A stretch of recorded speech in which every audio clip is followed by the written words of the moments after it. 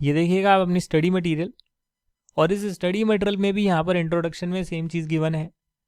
Types of charges क्या होते हैं, फिक्स्ड एंड फ्लोटिंग, वो गिवन है। ड्यूटी है रजिस्टर करने की, वो किसकी होती है, बिफोर 2 नवंबर 2018, ऑन और आफ्टर 2 नवंबर 2018। और रजिस्ट्रेशन ऑफ चार्ज कौन करा सकता है, तो देखिएगा कंपनी, चार्ज होल्डर, परचेजर करा सकता है।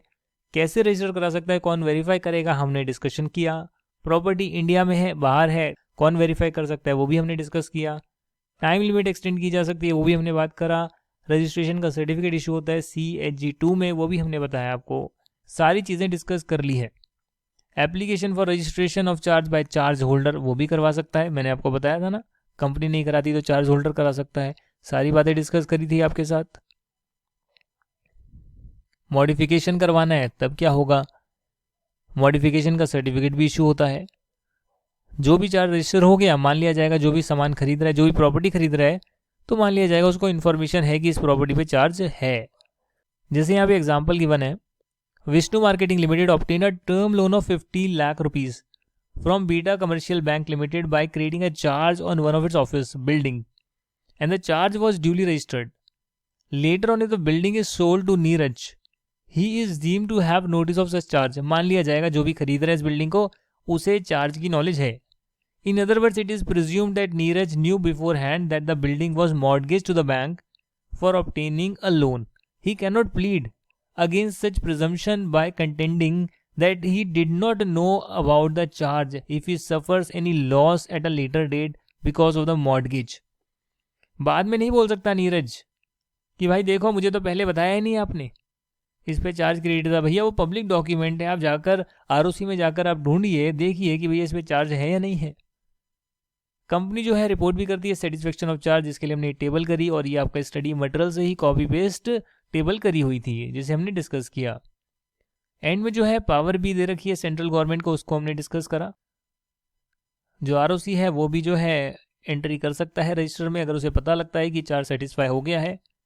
जब रिसीवर या मैनेजर को अपॉइंट करेंगे तो भी इन्फॉर्म किया जाएगा। अगर कुछ कॉन्ट्रावेंशन होती है तो फाइन लगेगा। और एंड में सेंट्रल गवर्नमेंट की पावर दे रखी है कि वो भी जो है टाइम को एक्सटेंड करवा सकती है सेटिस्फेक्शन ऑफ चार्ज के लिए। और अगर कोई गलती है, रेक्टिफिकेशन करवाना है, तो वो भी करवा सकती है इन एनी फाइलिंग। जो भी ROC को फाइलिंग करी गई है उसमें कुछ भी रेक्टिफिकेशन की ज़रूरत है और उसका कॉज बिल्कुल ठीक है, जेन्युइन है, तो उस केस में जो है सेंट्रल गवर्नमेंट करवा सकती है। यहाँ देखिएगा, the instrument creating a charge or modification thereon shall be preserved for a period of dash years from the date of satisfaction of charge by the company। कि देखिए मैंने यहाँ पे प्रिजर्वेशन वर्ड लिखा है और प्रिजर्वेशन यहाँ पर आ ही नहीं रहा है। मतलब कि कहने का मतलब ये है कि जो आपके एंड में क्वेश्चन गिवन है, MCQ क्वेश्चन, इस क्वेश्चन की जो आंसर है वो तो आपके दे ही नहीं रखा मटेरियल में, कि जो इंस्ट्रूमेंट है जो क्रिएट करने के लिए यूज़ हुआ था, जो भी आपने चार्ज क्रिएट करा, मॉडिफाई करा, उसको कब तक प्रिजर्व करना है, गिवन ही नहीं है। इसका ऑप्शन नंबर C किया हुआ है, तो आप यहाँ पर याद करिएगा 8 ईयर्स है। इसको अपनी कॉपी में नोट डाउन कर लीजिएगा कि 8 साल तक प्रिजर्व करके रखना पड़ेगा जो भी डॉक्यूमेंट वगैरह के बेस पे चार्ज को क्रिएट किया है। On receipt of intimation of satisfaction of charge, the register issues a notice to the holder calling upon him to show cause within such time not exceeding 14 days. ये तो आपको याद होगा, हमने इतनी बार पढ़ा है। यहाँ पर 14 डेज का टाइम पीरियड है जिसमें बताना होता है एज टू वाई पेमेंट और satisfaction in full should not be recorded.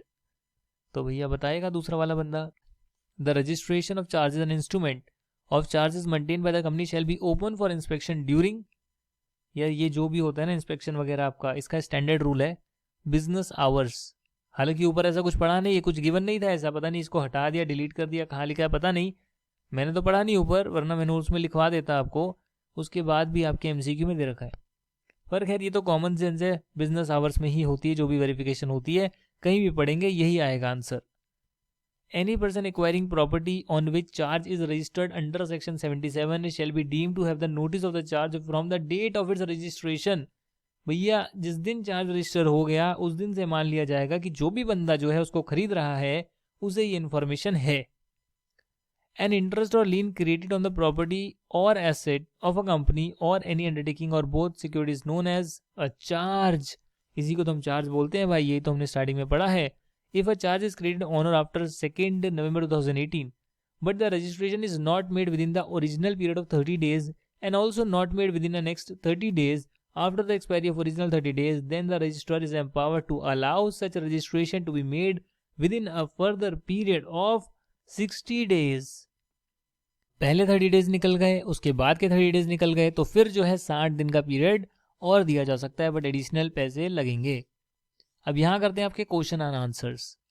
Question number 1 कहता है, how will a copy of an instrument evidencing creation of charge and required to be filed with ROC be verified, कि जो instrument को आप जो है ROC को file करना चाहते हैं, जिस डॉक्यूमेंट जिस इंस्ट्रूमेंट के बेस पर जो है चार्ज क्रिएट हुआ है और आपको रजिस्ट्रार को फाइल भी करना है, तो आप उससे पहले वेरीफाई करेंगे। अब जो वेरिफिकेशन है वो कौन कर सकता है, कैसे कर सकता है, उसके बारे में आपको बताना है। तो यहाँ पर मैंने आपको बताया था अगर प्रॉपर्टी इंडिया के बाहर सिचुएटेड है तो कौन कौन कर सकता है, और प्रॉपर्टी अगर इंडिया में सिचुएटेड है होली या पार्टली तब कौन वेरीफाई कर सकता है। तो ये तो जो हमने डिस्कस करा है उसी को कॉपी पेस्ट करके लिखना है।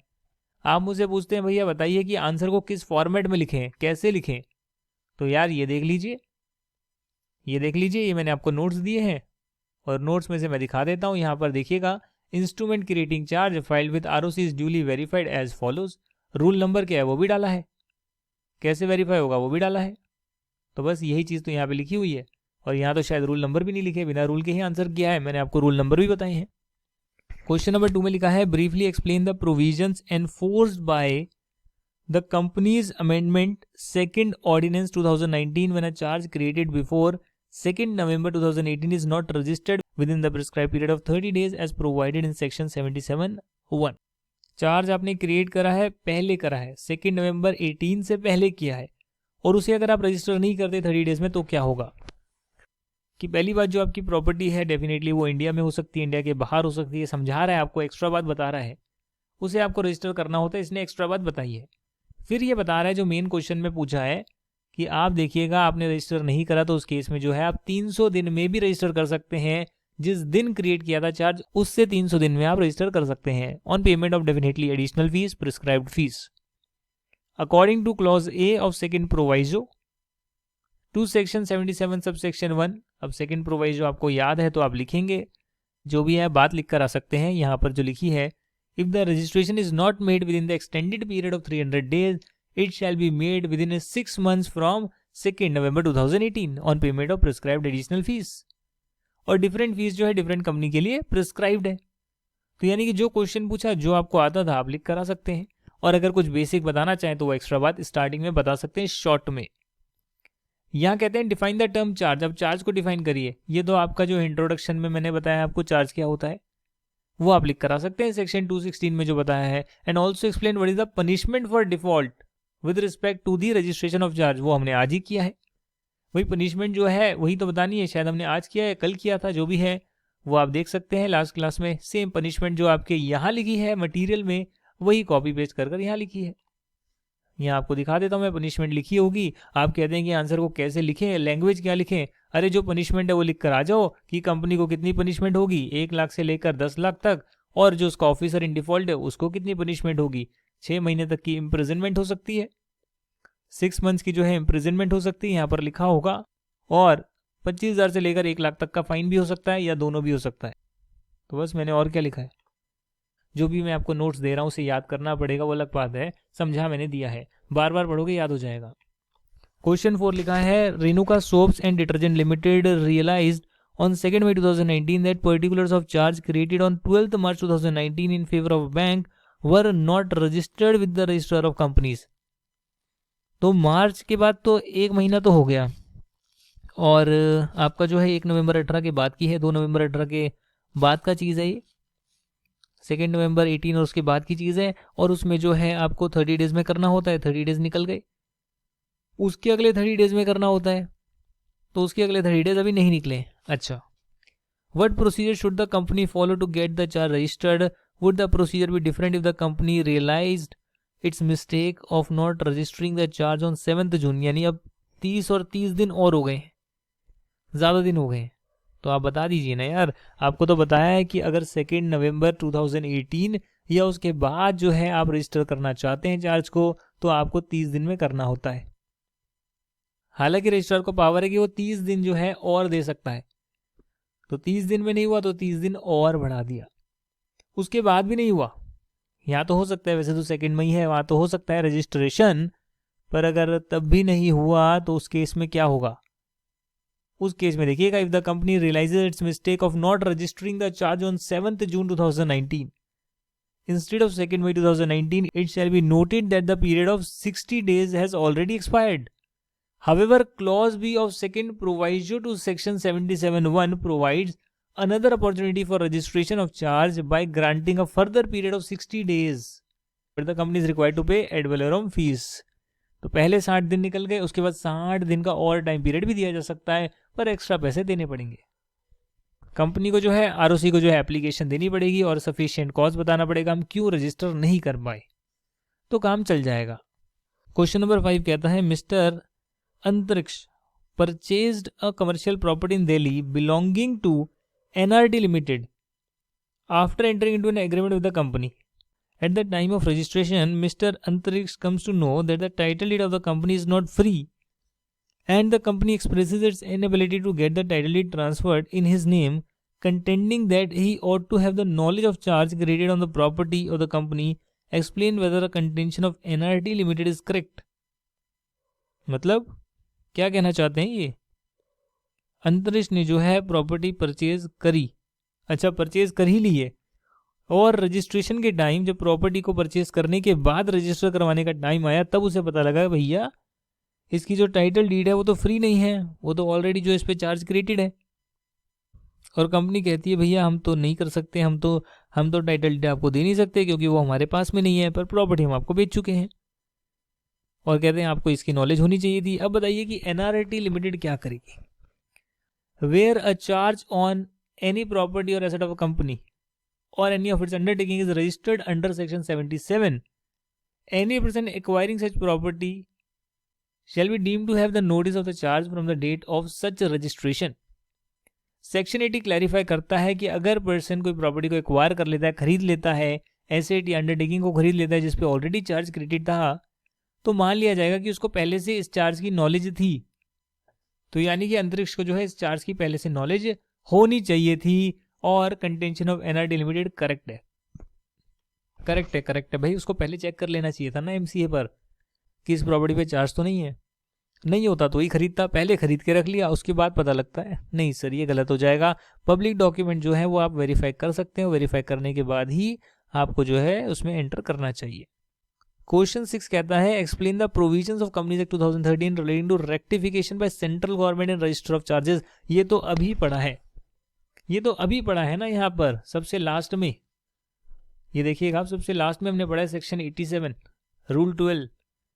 तो वहां पर जो बातें हमने पढ़ी है डिट्टो कॉपी पेस्ट यहाँ पर कर दिया है कि अगर आप इंटीमेट नहीं कर पाते आरओसी को सेटिस्फेक्शन ऑफ चार्ज के लिए विद इन स्पेसिफाइड टाइम, तो सेंट्रल गवर्नमेंट उस टाइम को एक्सटेंड कर सकती है। और या फिर कोई ओमिशन वगैरह हो जाती है या मिस स्टेटमेंट हो जाती है और जेन्युइन कॉज होता है, तो सेंट्रल गवर्नमेंट के पास पावर है कि वो जो है उसे भी चेंज करवा सकती है, रेक्टिफाई करा सकती है।